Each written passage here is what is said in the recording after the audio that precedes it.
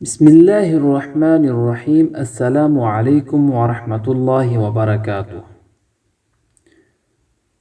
جب ہم اپنے گرد و نواح پہ نگاہ ڈالتے ہیں تو مختلف انسانوں کو مختلف طرح کی مصیبتوں میں مبتلا دیکھتے ہیں۔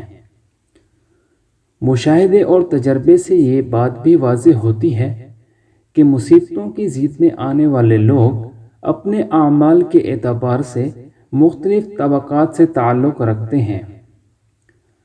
بسا اوقات مصیبتوں کا نشانہ بننے والے لوگ بہت زیادہ نیکوکار اور اسی طرح بعض حد اعتدال سے بڑھ جانے والے ظلم اور زیادتیاں کرنے والے ہیں۔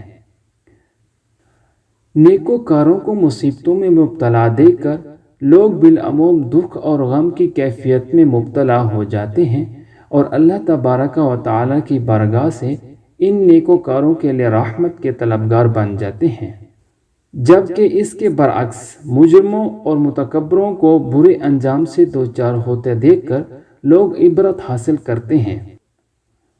چنانچہ اللہ تبارک و تعالی سورہ بقرہ کی آیت نمبر 255، 256 اور 257 میں ارشاد فرماتے ہیں، اور البتہ ہم تمہیں ضرور آزمائیں گے کچھ خوف اور بھوک سے، اور مالوں، جانوں اور پھلوں میں کمی کر کے اور خوشخبری دے کے صبر کرنے والوں کو۔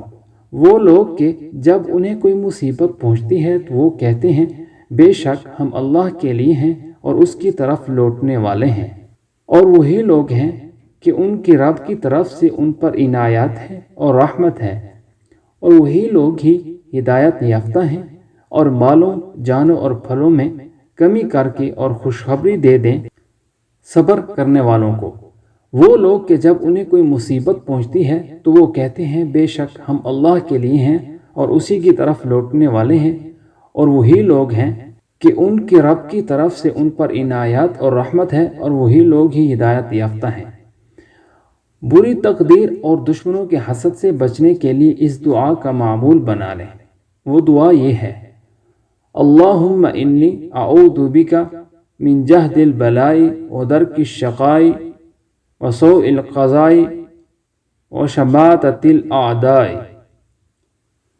ترجمہ: اے اللہ، میں آپ کی پناہ چاہتا ہوں سخت ابتلا سے اور بدبختی کے پکڑ لینے سے اور سوء قضاء سے اور دشمنوں کے طعنے و تشنیع سے۔